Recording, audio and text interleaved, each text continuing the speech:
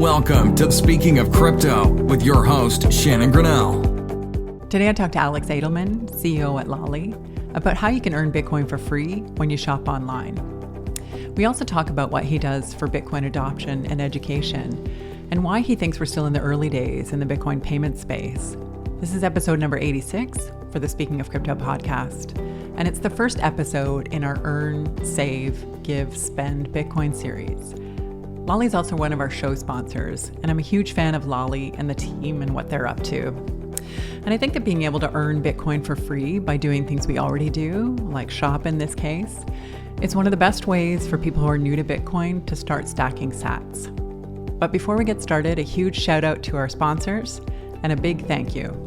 Thank you to Ledden, Stark, and Lolli for sponsoring the show. Thanks so much for chatting with me today, Alex. Yeah, thank you for having me. This is great. Well, I'm a big fan of Lolli. I think it's fantastic. Before Lolli, there was Ebates, and I did do a lot of personal shopping where I loved the cashback idea. It was something that really worked. Me as a mom, I really had a lot of shopping to do. And just having that extra something come back quarterly was pretty exciting and a real incentive. So where did you come up with the idea for Lolli in the first place? I had Ebates, so it's kind of funny. Part of our story is like Ebates bought my last company.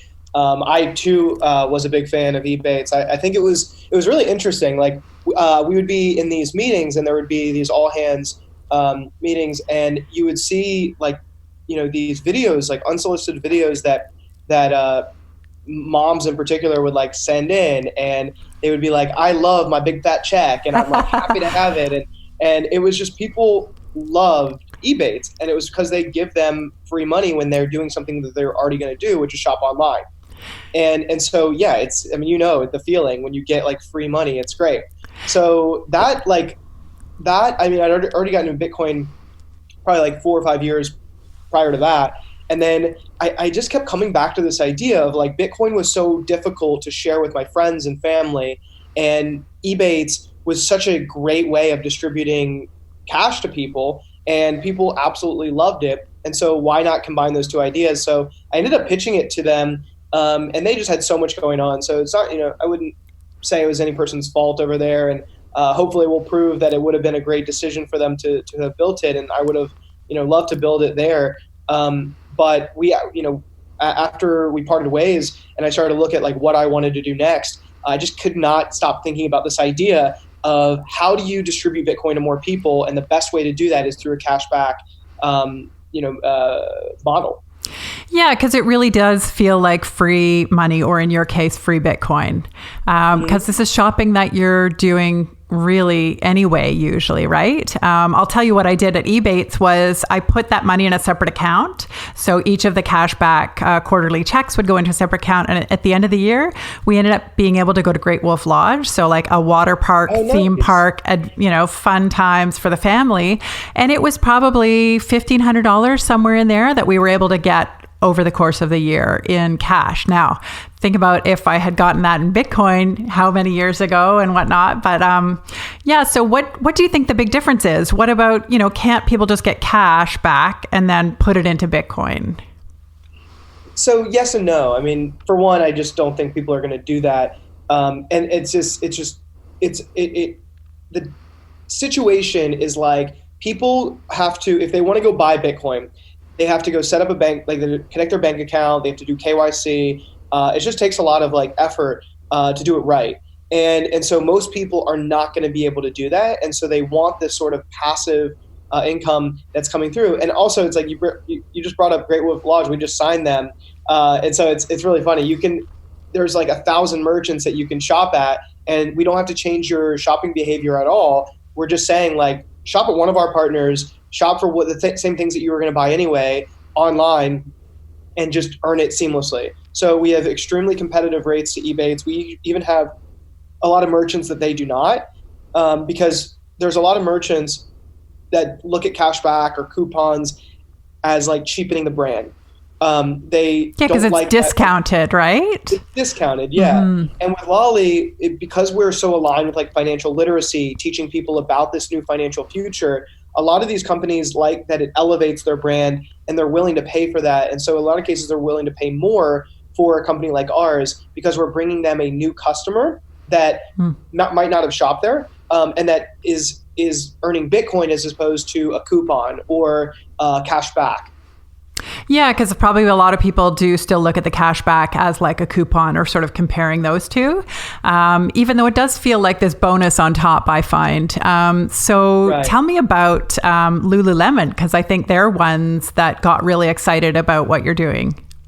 Yeah, so we've been partnered with Lululemon for about 6 months now, and they've been one of our closest partners. They've been a big believer in what we're doing. And so they came to us about a couple weeks ago, and they were like, do you want to explore this like deeper partnership where we've been really excited about us as just being this new partner. And so they gave us like 18% back for our users. Amazing. If Bitcoin like 5Xs, which I think is pretty realistic over the course of the next few years, anything that you would have bought from them would have been free. So that was up for a limited time. I think it's like really good to follow us on Twitter and different social media platforms, because that's where we make a lot of these announcements. So yeah, we announced to our community as soon as we launched a deal for 18% back in Bitcoin when you shop on Lululemon. So we'll have a lot more like that. We have some really big announcements that are coming up for the holidays where we've signed like exclusive offers like that, where you can only get that sort of high amount of Bitcoin back on Lolli. Yeah, it's fantastic. Now, I'll just say from a personal standpoint, it's a little bit more difficult for me being in Canada because what I tried to do initially was, even shopping from American stores and calculating how much it would cost to ship outside of the US to Canada. I just found it didn't quite work out to getting more Bitcoin back. But I will say, because I'm a motivated Bitcoin shopper or Lolli shopper, I've been able to purchase hotel stays, software through Microsoft, and also domains through GoDaddy. So even though it's not really available in Canada, you can kind of make things work to your advantage if you want to. Yeah, people have gotten really creative of how to use it in Canada. The thing, like, I'm really adamant that we have to provide an incredible customer experience, because I don't want people getting into Bitcoin and having a bad customer experience. And because a lot of our merchants do not support Canada, and we need to like localize the site, and we need to make sure like the legality with all of these is right, we can't serve Canada right now. So there's a lot of, I think, people that we don't know if they're using like a VPN, if they're like working around. So like we do our best to track it because we want to follow the rules. We want to be like Bitcoin doesn't have to follow the rules, right? Like Bitcoin is going to work whether the government support it or not. And it is borderless. Like it really is international borderless. We are individuals that live in the US. We need to follow some sort of rules if we want to distribute Bitcoin to more people. And so we want to do things the right way. And we're partnered with these merchants, and we want to work with them in the right way as well. And so right now I think, I'd love to, share on the show that we just had a really great road show in Canada, meeting with a lot of great Canadian merchants, and we're really excited to expand there soon. So I think a lot of people think that it's just as easy as like flipping a switch, but it's not. Our whole model is like, we are just as much as we're doing on consumer adoption, we're also doing on merchant adoption. And a lot of people, I don't think about that because it's so important for the Bitcoin space for merchants to know about Bitcoin and to be comfortable with it in order for us to usher into this new financial future, because they control a lot of the financial flow. And if they're getting into Bitcoin through earning and rewards, it's a great way for them to get acclimated and to see that a Bitcoin customer is a great customer, and they can work directly with individuals and their customers. And they don't need all these intermediaries, the banks, the credit card companies. They can just accept money from one person to one merchant directly, and that's net good for everybody. That will drive prices down for the consumer, and it will decrease just the cost of doing business. So we've had a lot of success in the US, as I think a lot of people have seen, and so now we're starting to look at international expansion. And Canada has had the biggest demand, and it also has the best overlap with merchants. So in a lot of cases, we're going to the same merchants, different people internally, and selling, this idea. Again, we're saying, hey, we've had a lot of success. We've driven a lot of sales to your U.S. presence. Now it's like, let's upsell and bring them to Canada. And then other countries will follow as well. So that's where we're at right now. We're really excited to expand to Canada over the next few months, and also expand into mobile as well. Very cool. Can you tell me from a merchant perspective, and I bet it's changed a little bit since you first started and to where merchants are at now, but have you really had to educate merchants, and what is the pushback, or what are they hearing from, or what are you hearing from them in terms of their questions around Bitcoin? Yeah, so great question. I think initially there was clearly we launched with 500 merchant partners, and a lot of those came from my days at Ebates and building my last company, where we met most of the retailers in North America, and we made them a lot of money over the years, and so they trusted us to continue to make them money. So it's kind of funny, there's the bottom line, right? Yeah, they care about the bottom line. They care about making money. So it's one of those things where we can make them more money. We can continue to make them money. So a lot of them, that's what they care about. They care about the bottom line. Other merchants were like, oh, we don't know about this. We want to kind of wait it out and see. And it wasn't necessarily about Bitcoin. It was more like, is Lolli big enough? Do we have enough users? And are we losing money by not being on it? Right. Then when I started to send them aggregated and anonymized data around how much we were sending competitors, an analysis of companies that were like in grocery, how many we were sending in travel, that's how we were able to leverage that to get another close to 500 more merchants over the last year. So we're constantly selling to merchants. We're constantly trying to get new merchants on board. And eventually they're all going to join because they can't afford not to. We're at the stage right now where we've gotten sort of the second phase of merchants on board. And I think it's kind of funny. I've clearly built relationships with a lot of these people, but Bitcoin was new to them up until a year ago when we first launched. It's been funny because they've seen Bitcoin grow from, it was at 3,500 when we launched, and now it's at 8,000.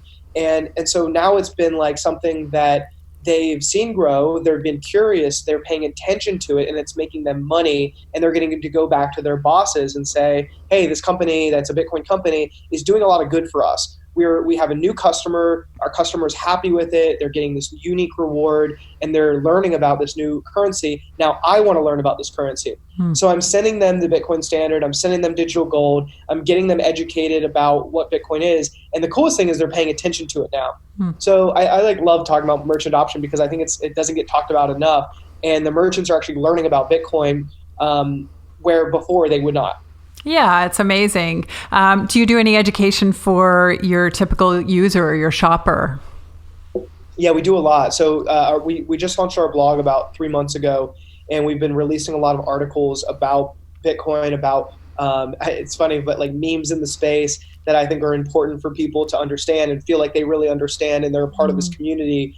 And then I think really just paying attention to the price is a good starting point because then you start to ask questions about why the price is going up, why is it going down.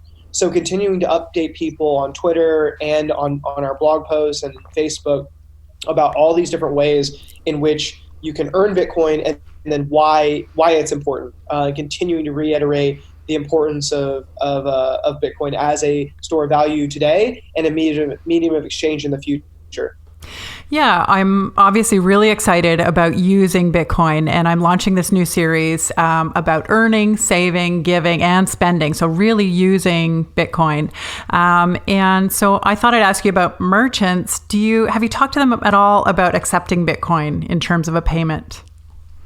Yeah, I did. I think I was probably pretty early. Our last company was largely a payments company. It was an e-commerce gateway. We worked with about 100 different payment platforms. And we brought a lot of this, when I learned about Bitcoin, I brought it into the conversation with a lot of these top merchants. These are we worked with a lot of Fortune 1000 merchants, and Bitcoin was one of the coolest technologies I had ever seen in my entire life.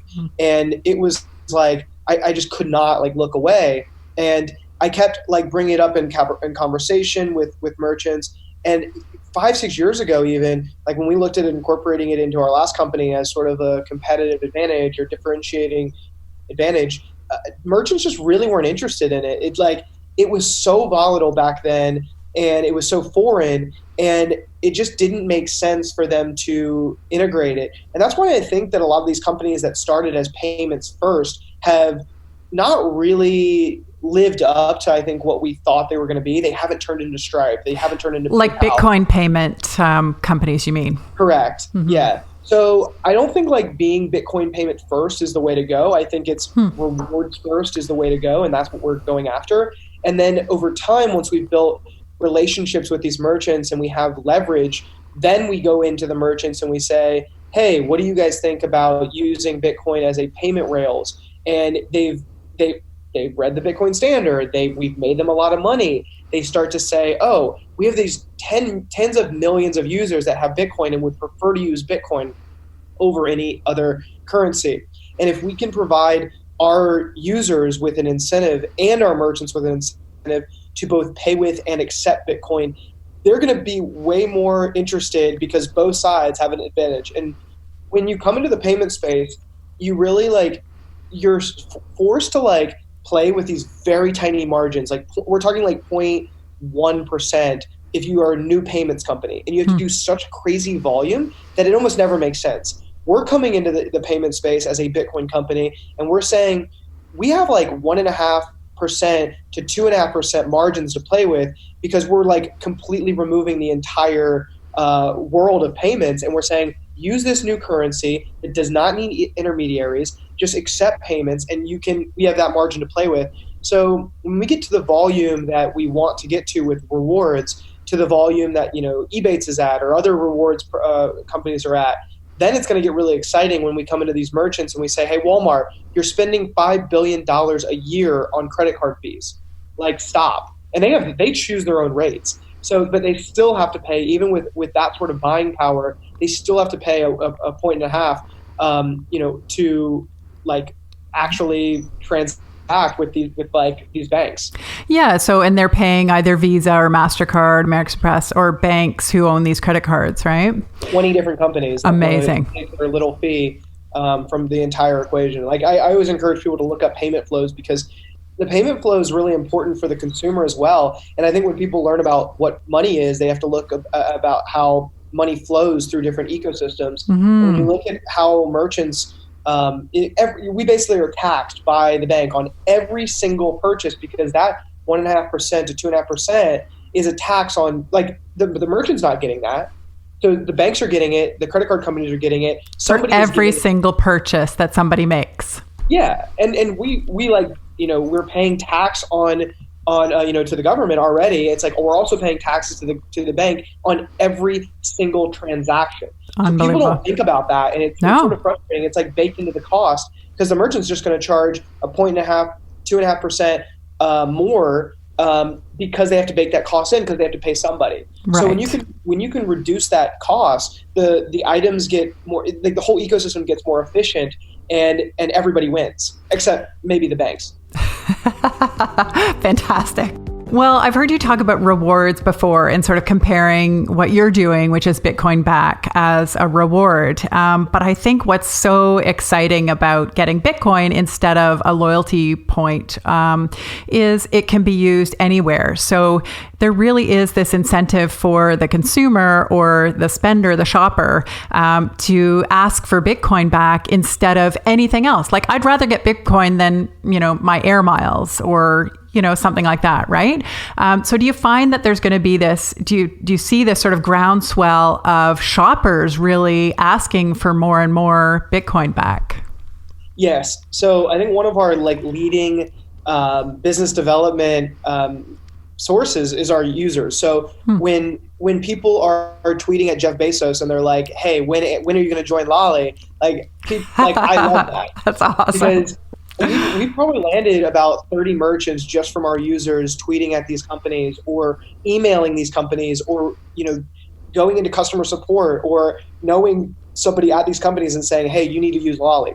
So I leverage everything we can to have a competitive advantage over an Ebates or anyone else that has an inefficient team of a bunch of business development people that are out there selling. It's our users are selling and I'll come in and close. I'm happy Yeah, to close because all day. because me as a user as well, like we're benefiting too from your success, right? Because we're getting that Bitcoin back and we get to shop at more places. So Amazon's not doing that. What am I getting from my Amazon shopping, venture? Nothing. Exactly. Safeway is a great example. That was that was probably one of our most recent where our users just kept being like, I want Safeway, I want Safeway, I want to earn on my groceries.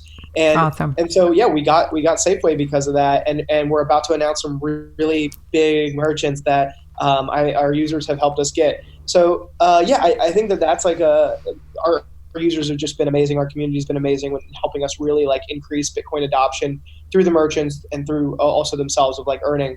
And it also creates more transaction volume through the Bitcoin network, because the more Bitcoin that we're buying for to hold for our users, and they're transacting and sending it to their wallets, it's all activity. So the more you're using Lolli, the more you're voting for Bitcoin to be a dominant currency in the world, and a great store value.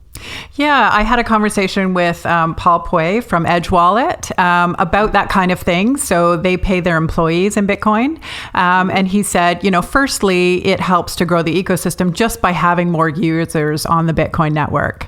And then there's this sort of incentive in order to sort of keep that money in Bitcoin, keep as much of it as possible. So you actually become sort of better with your money, better with your currency or whatever you're holding, because you want to take less of it out to use for day-to-day purchases. So you might think twice about, do I want to buy that, double latte at Starbucks and, or do I want to keep it in Bitcoin? Exactly. So it's interesting because you brought up earlier that points, and points are something that a lot of times it's the consumer doesn't realize it, but it's an arbitrage on them. It's most points never get used. And it's because you forget about them. It's because they might have terms and conditions where they can take their points back. They can change the price of them. If every company had its own point system, they control it's the most centralized cryptocurrency in the world. Right. Is all these little companies have already created their own cryptocurrency and they choose what it's worth. When I go to merchants and I say, look, Bitcoin is similar. It's a selling point. It's similar to a point system, but we don't control it. You don't control it. The world can use this cryptocurrency and they can use it anywhere. It's their money, it's their point system, and everyone can use it anywhere in the world. Yeah, it's amazing. It's so much better for the user. And so it makes sense going forward that we'll have more and more companies who will be able to offer Bitcoin back as opposed to rewards. Exactly. Well, what do you think about, we were talking about sort of payment rails and things like that. What do you think about Facebook's Libra coming out? And, do you think it will be successful? What are your thoughts on it? I'm really excited for it. I think that Libra is going to be the best segue into Bitcoin that we've ever had. I really hope that they can get it passed. And I think there's something really interesting about Libra that I also don't hear talked about a lot, is if the U.S. does not approve it, because that's where Sheryl Sandberg is going in front of Congress to talk about it. I think either today or this next week or something. And so what's going to be really interesting is to see how lawmakers use it and think about it as a currency, and how they look at stable coins. And you're taking a company like Facebook, and you're saying can they do this, and can they do it in the U.S.? And if I were Sheryl Sandberg and I was going in front of Congress, it's a very simple ask. It's saying, do you want the U.S. to get left behind every other country in the world? Because every other country in the world is going to adopt cryptocurrencies.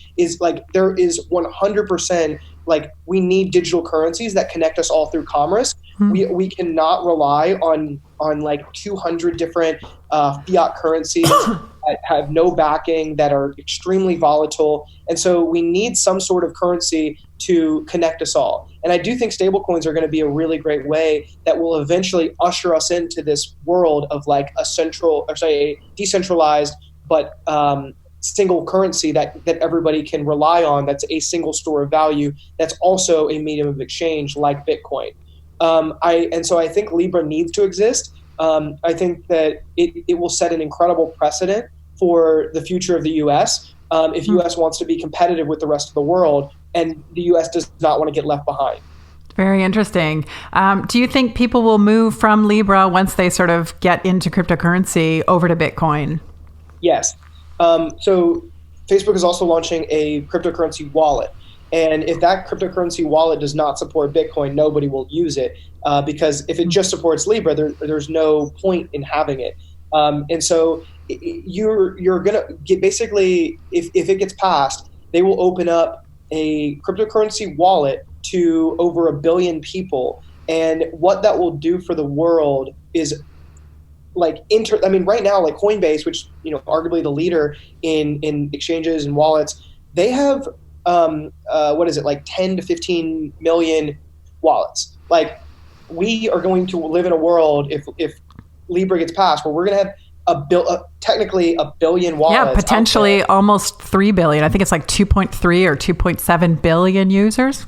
Yeah, and we're all going to be connected through commerce through that. Mm-hmm. And then once they start to question, they're going to say, hey, I don't know about like Libra. I'm not sure if it serves me. I'm not sure if I want a currency that is by a central company. And so it's going to question, it's going to be like, wait a second, how is this centralized company creating this currency? What is money? Like, how is this stable coin being backed by the US dollar? What's that backed by?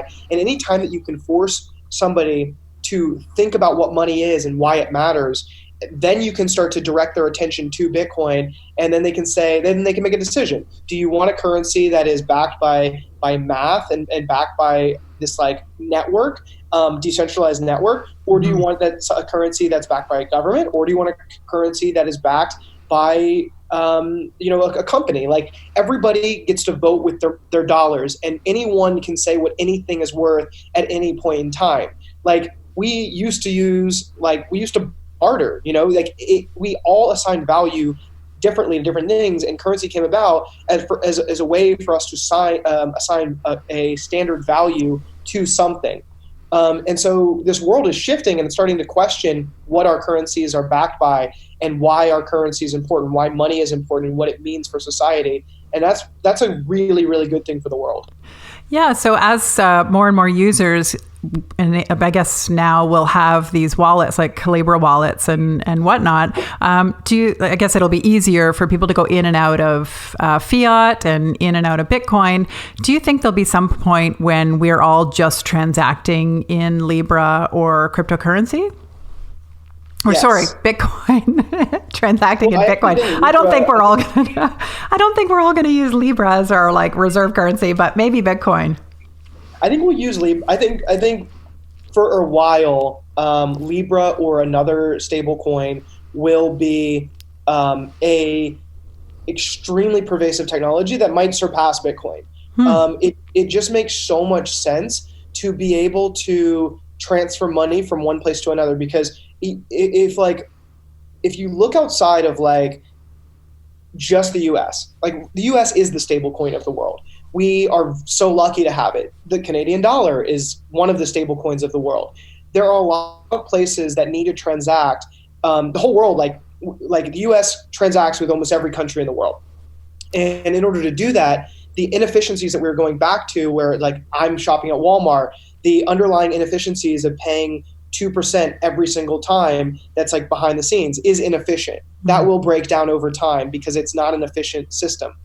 Me paying, or companies even more so paying, or countries paying between two countries is a horribly inefficient system. So much money is lost from that transfer from Forex trading.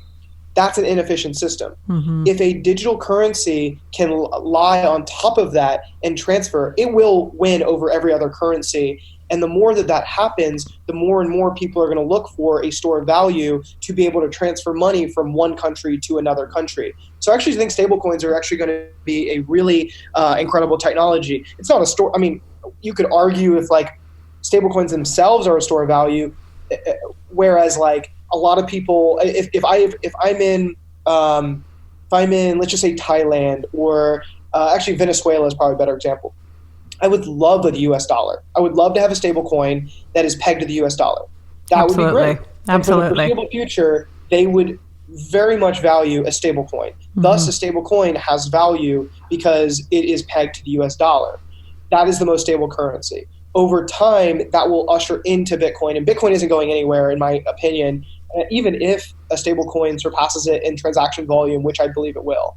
Right. Yeah, I think, you raised some really great points. Internationally, I think a stable coin that isn't, inflationary, the way we've seen in terms of like the Bolivar and things like that, will always be valuable. I thought I'd ask you about competitors to Lolli. Do you consider Ebates a competitor? Not really. I mean, we're just going after very different customer. And I think we're stealing like a lot of customers from them. And so maybe like they might look at us as a competitor. But I guess it's like we're like our users are just way younger, more tech savvy. It's just like a different, like on paper, there's like a little overlap, but our customers are like 20 to 30. And so, yeah, they would probably look at us as a competitor, but I'm still friends with a lot of that team. I see, Amit at these conferences, the CEO over there. We did not leave on bad terms. And if we can put pressure on them to like offer Bitcoin, that would be amazing. I mean, they have 10 to 20 million users themselves. So if they offered Bitcoin, they could be competitive with Coinbase to offer essentially 10 to 15 to 20 million wallets overnight. So if we can put more pressure on them for Bitcoin adoption, that's a great thing for everybody. I personally think, our brand is so aligned with Bitcoin, and we're going to be offering so many more solutions that are on top of Bitcoin that are better for the Bitcoin ecosystem, where they don't care about Bitcoin like we do. Right. So they're just like they might use it as a marketing tool, but there's been plenty of copycats that have come out against Lolli that have failed or are failing because they are using Bitcoin as a marketing tool. They're not true Bitcoiners. They're not building out the ecosystem. They're not trying to push forward with adoption. They're using it as like a hook to get users. So I think it becomes very transparent, and I encourage everyone to do their own research and support companies that support Bitcoin. Are there companies around the world, in other countries, like in Asia or others that you know about that are doing something similar to what you guys are doing? Across the world, no. I mean, part of our thing is like we really like. If I could just snap my fingers, we'd be everywhere overnight, just like Bitcoin. But Bitcoin took 10 years to have the distribution it has now, and to be a worldwide currency. So I think a lot of people underestimate how difficult it is to expand internationally as a startup. There's so much cost and legalities in doing it right and not being put in jail or not being blackballed by a country or being fined $10 million for not abiding by FinCEN rules. Like there's so much you have to do in order to do things right, to build the right company, the right mechanisms, and not be crushed by fraud, by a million things that, the challenges of expanding internationally. Like most startups, fiat or Bitcoin or any company, do not expand internationally overnight. They wait and they do things methodically. So the fact that we're even looking at expanding to Canada and other countries is really important, I think, for the ecosystem, and we're working so hard to expand. And so I haven't seen too many competitors come up that are worth mentioning. And what about the future for Lolli? I asked you about merchants accepting Bitcoin. Is there some way for you to accept Bitcoin, or would that have to be your merchants accepting it? Us accepting Bitcoin.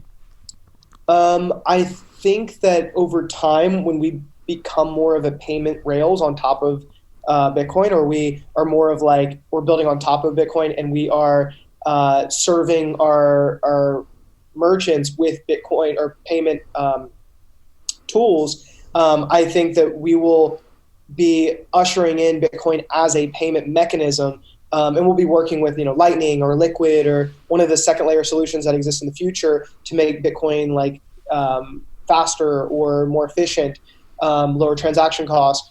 And so, I think we will encourage people to accept Bitcoin through that. Mm-hmm. And what are your plans for Lolli for, let's say, just the next year? What are you excited about, and what do you want to do?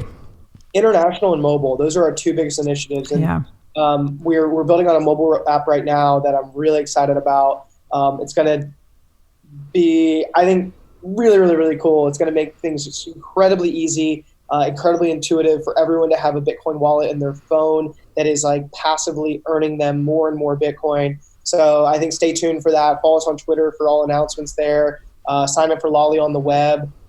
just, to get our emails and get our updates and see how you can get involved. And I think we're going to have some really exciting ways for people to earn Bitcoin by just sharing that out. So stay tuned on that front. I think there's going to be a lot of advantage to getting in early.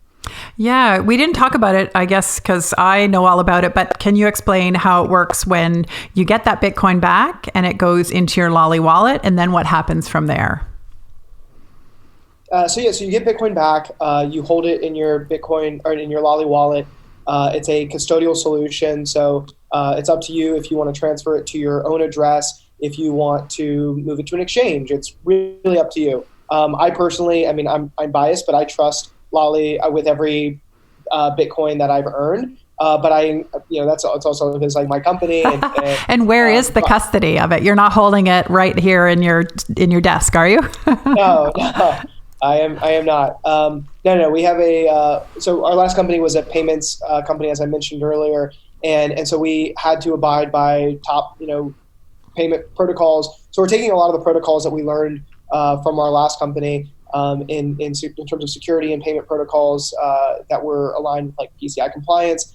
So our team, like one of our specialties is security, but people should verify and before they trust. Yeah, I shouldn't laugh because it is a serious thing. There was the Quadriga issue, the exchange that happened in Canada, where there's hundreds of millions of money in Bitcoin that was lost. So it is a serious issue that people want answers to. Exactly, and the thing that everyone needs to understand is you do not own your Bitcoin unless you hold your keys, like technically.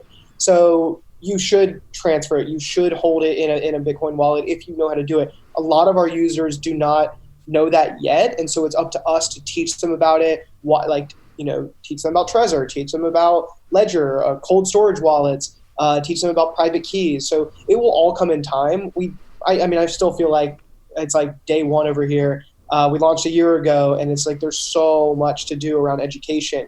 People are just really excited that their Bitcoin has essentially doubled or tripled since we launched. So we're going to keep hopefully pushing forward with adoption and building tools that support the ecosystem over time.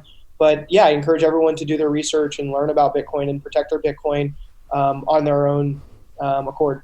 Yeah, where do you see, Alex, the crypto space going in the next 5 years, let's say, from now?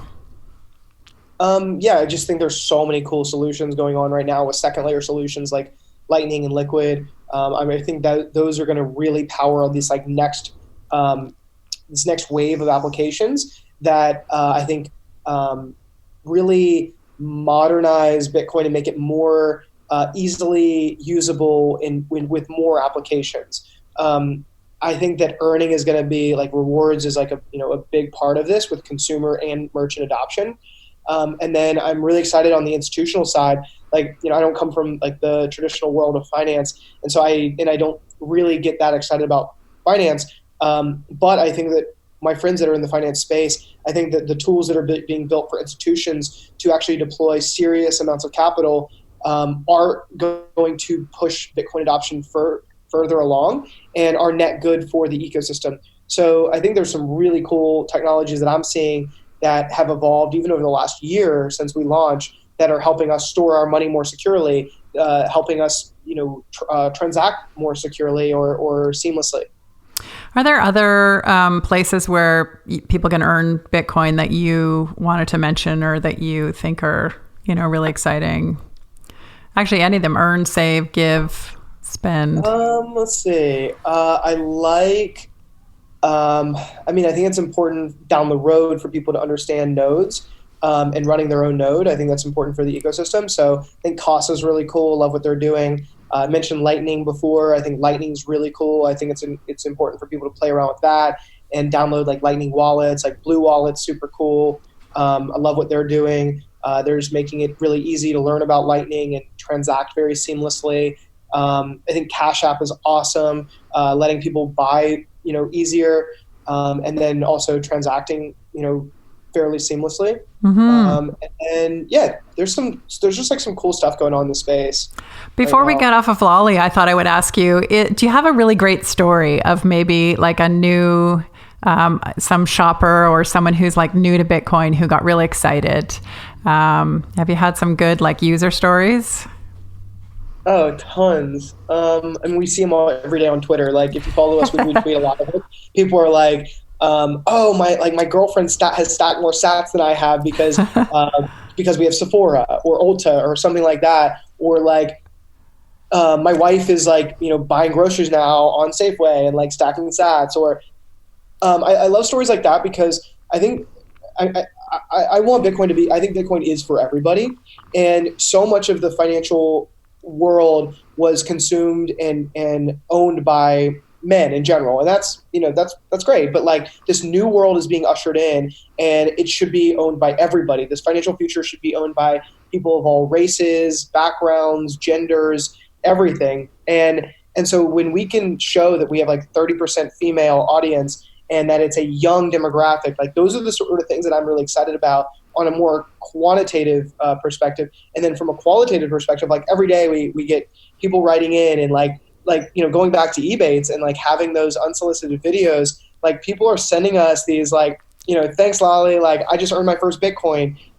Like the other day, one of our employees' grandma's Bubby, she calls her Bubby. And so Bubby like earned her first Bitcoin. And so if like an 85-year-old grandma can earn Bitcoin, like anyone can do it. So cool. we joke in the office over the last like few weeks of just like, how's Bubby doing? Bitcoin for Bubby. Like, did Bubby use this feature? Let's test it on Bubby. So awesome. Bubby earning Bitcoin was like a big moment that I was like, okay, if it passes the grandma test, then it works.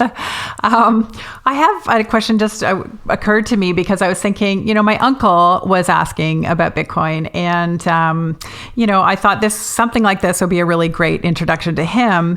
Now, have you ever thought about, you have this custody solution where people have their Bitcoin in their Lolli wallet until they move it out. What happens if somebody passes away, God forbid, while their Bitcoin is with you? Yeah, I mean, that's a great question. I think that it hasn't happened yet, but if someone could prove that there is like a death certificate, I mean, this happens with a lot of like social accounts, Google, Facebook has to do this right. When someone passes away. So I think it's an edge case right now, but I think there is, because it's almost like a feature of it being a centralized company. If we can prove that, in the will, this person gets all remaining assets and Bitcoin is an asset, then yeah, we would pass the $500 in Bitcoin to whoever is on the will. So yeah, it's an edge case right now, but I think it's more on the self-sovereign individual to make sure that the lawyer knows that they have $600 in Bitcoin in their Lolli wallet. And that is a lot of money to send to their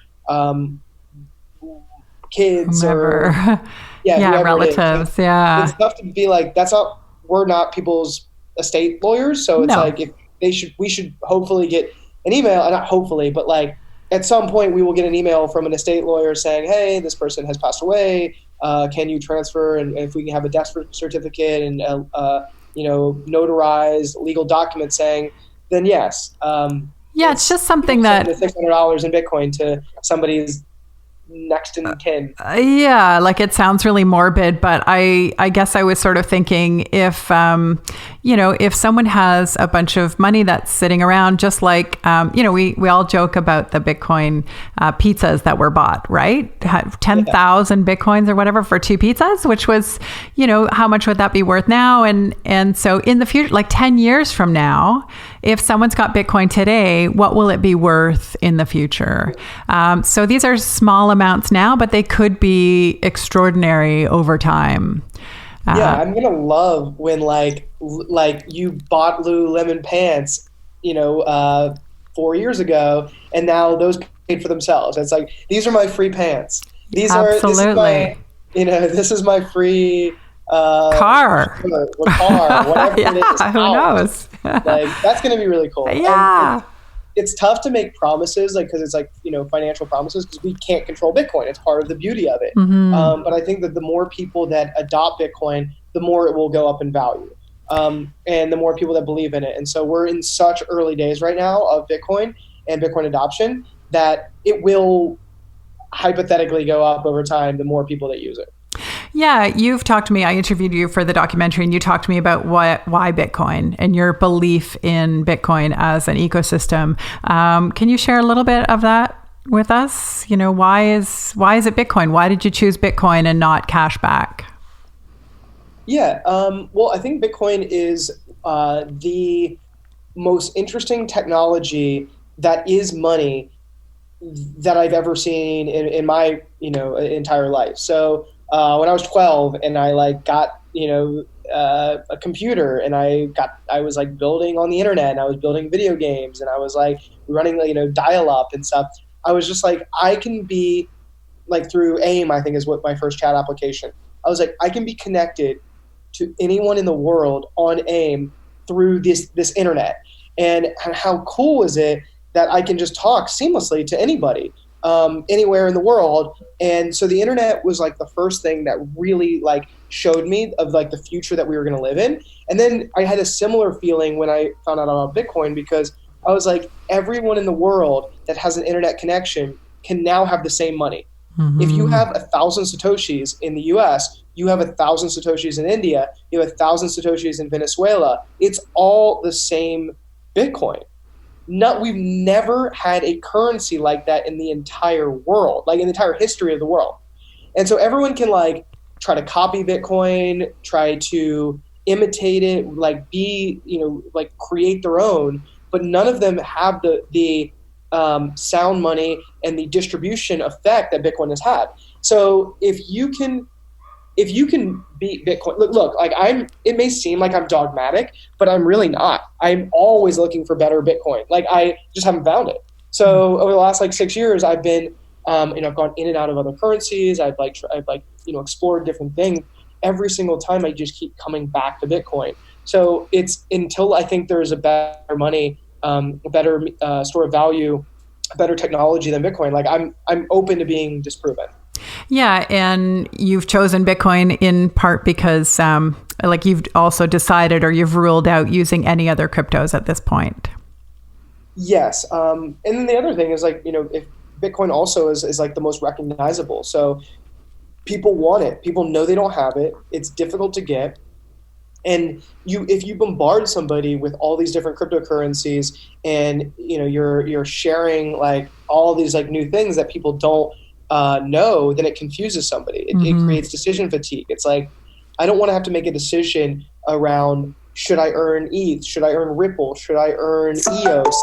If I had to make this decision every time I earn, it's friction.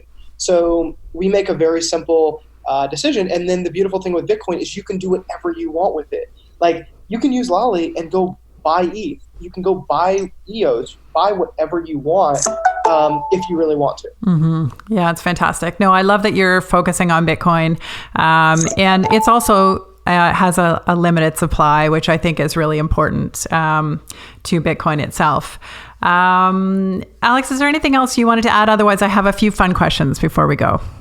No, so I'm super excited for the documentary and this podcast and everything that you're doing. So I just want to say thank you, not just for interviewing us and telling our story and asking great questions, but also just everything you're doing for Bitcoin adoption and teaching people about this new world that we're this new financial future that we're about to be living in. Oh, really appreciate it. Thanks, Alex.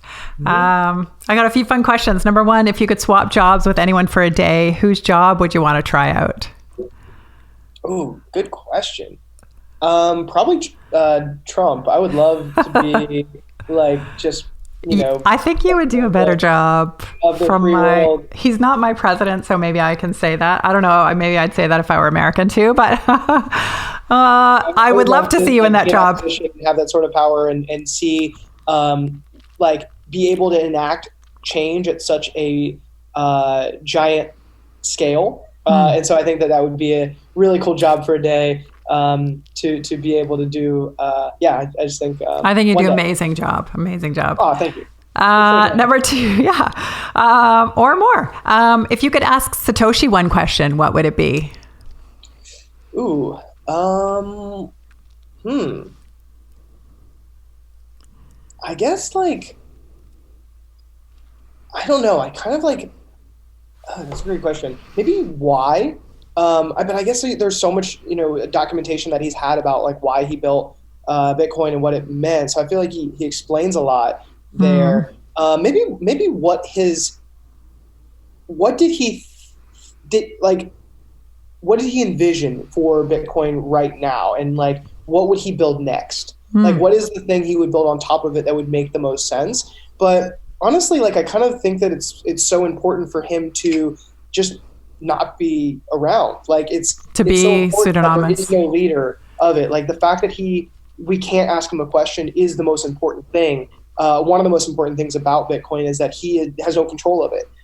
He hopefully doesn't have access to his Bitcoin that he had in the early days. So I think that adds power to Bitcoin. Yeah, I totally agree. What is a book on Bitcoin that you would recommend? I always send the Bitcoin Standard. I think that is becoming the standard. It is the standard. I think it's the best thing to teach people not just about Bitcoin, but also about money. And I think when my friends that I've sent it to and merchants I sent it to have read it, they come back with this like, oh my God, I didn't know anything about money before I read this. So I think it's just such an important book for people to understand money in general, and then also to see why Bitcoin is so important. Absolutely. Number 4, if you could sum up your life so far into one moment, an event or a place and time in your life, what would it be? Good question. One moment. I kind of like, I think family and friends, come first for me. And so I would say like probably be something, with them of like, I always like kind of like go back to like my happiest moments are with like family and friends. If I could have like, different pieces of time that have summed up on a professional side, I think like I'm most happy and all like most of these moments that I'm building something. I think that's where I feel happiest and truest to myself is if I'm building something of value for the world and advancing the world in some way. That's where I'm at right now in my life. That gives me the most happiness and makes me feel like that's where I just feel at peace is when I'm building something. Well, you're doing a great job. I really appreciate what you guys are doing at Lolli. I think it's an incredible company. I love the vision. I'm so excited to see where it goes from here too. Thank you so much. Last question is, do you follow any special diet, like a meat only, keto, vegan, like a lot of Bitcoiners do? No, I don't. I'm not dogmatic. I don't remember the last diet. I don't think I've ever done a diet. My dad always taught me like everything in moderation, even moderation. So I don't know. I just kind of like eat healthy. I think that there's things that I like cut out of my diet that I find don't make me feel good. But I think I realized like about 10 years ago that I was lactose intolerant. I'd been chugging milk, every day prior to that. And you just realize you A/B test and you just realize like what makes you feel good. I think everybody is so different that like, I don't think eating meat is a good thing for anybody. Like there's long-term side effects that I think a lot of scientists have proven about eating meat, only meat. And typically being dogmatic about anything is a net bad for you. It's a funny thing in the whole Bitcoin space, this like virtually it's like a carnivore diet, right? And I'll say from my own experience, I was vegan for around 5 years and I'm vegetarian. I've been vegetarian for a lot of my life, but my dad had, an almost meat only diet. He's a competitive athlete. He's like the fittest 70-something-year-old I've ever met. He's lean, he's cut, he's got this body, but he had issues with his arteries. And exactly. I think it was the meat. And you can be thin and fit and still not be healthy inside. Sure. And there's times when I grew up in North Carolina. We ate a meat with every meal. And there's like a protein-based diet is a good diet. Like you're going to feel fit, you're going to feel good. But the long-term side effects, I think, of having a meat-only diet is like not good for you. I'm not a doctor, but I do believe that like we are all so different. And like, I think when I do look into diets, I think that every individual is so different. And so one of like interesting pieces on that is just like biome research. So seeing what your core makeup is, and understanding your blood and like understanding what is the best diet for you. But No, I'm not a dogmatic person. Like I think in a few cases I've tried to just go vegan or vegetarian just to see how my body feels to test what I'm like weeding in and out. And then, meat the same way and like easing things back in. I think there's like probably, I don't think of it as a diet. I just think of it as like A/B testing anything. But I think it's called Whole30 as the diet that's like similar to that. But I've never read. And I feel healthy. I feel alive. You're very healthy. And I will say, I interviewed Matt many months ago, and he was talking about how you had really pushed him to make his health a priority. This was like May, April, maybe something like that. And he was saying that you kind of sat him down and you were like, you need to be healthy in order to do all the other things that you want to do. So it sounds like you're a really great influence there. Try to be. I think the whole team pushes us. We have a lot of team members that, like, we have a whole channel on Slack where it's totally optional. Not everybody should and has to do it. But we do like daily fitness. So we're talking about how much water we drank. We do pyramids, a simple, you don't need any machines. You just do push-ups, sit-ups, pull-ups. And I think it's important, like fit body, fit mind, to be able to, like, if we want to build this company over the next 30, 40, 50 years, like I think a lot of us do, and like that's the kind of scale that we're thinking on. Like, we have to be alive to do it. So yeah, I think Matt's done an incredible job staying alive and being healthy and like and it's also just like, it's not just me. It's like a lot of our team has put good positive peer pressure on each other to eat and live healthier. Oh, that's awesome. Anything else you wanted to share with us, Alex? Really appreciate your time. This has been great. I feel like we talked a lot about a lot of different things. So thank you so much for asking like such great, well-rounded questions. It's been really, really great. Thanks so much for listening to this episode of Speaking of Crypto with Shannon. If you enjoyed today's episode, please leave a review and subscribe. And for more great content and to stay up to date, visit speakingofcrypto.com and Facebook and Twitter at Speaking Crypto. We'll catch you next time.